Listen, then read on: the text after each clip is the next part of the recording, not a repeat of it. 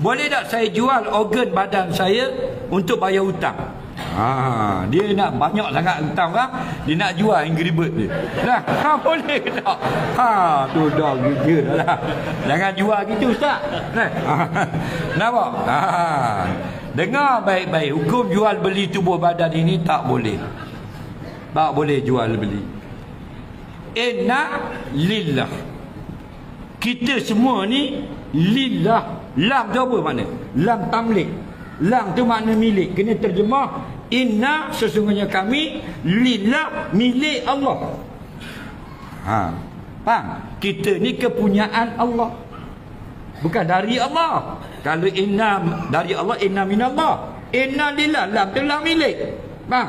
Inna kami ni milik Allah. Milkun lillah, milik bagi Allah. Jadi hak Allah kita tak boleh jual beli. Tak boleh jual mata.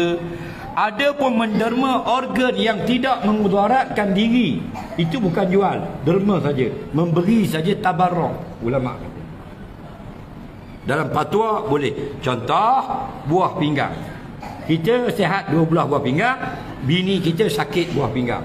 Faham? Kita derma, kita tabarruk, beri dia sebelah, kita tidak mudarat. Syarat nak derma buah pinggang ketika hidup, nak derma organ ketika hidup, hendaklah iaitu yang tidak memudaratkan penderma. Faham lagi? Maka hukumnya harus. Jual beli tak boleh. Faham? Jangan. Ini kita, bukan kita punya, Allah punya. Hanya boleh ketika darurah.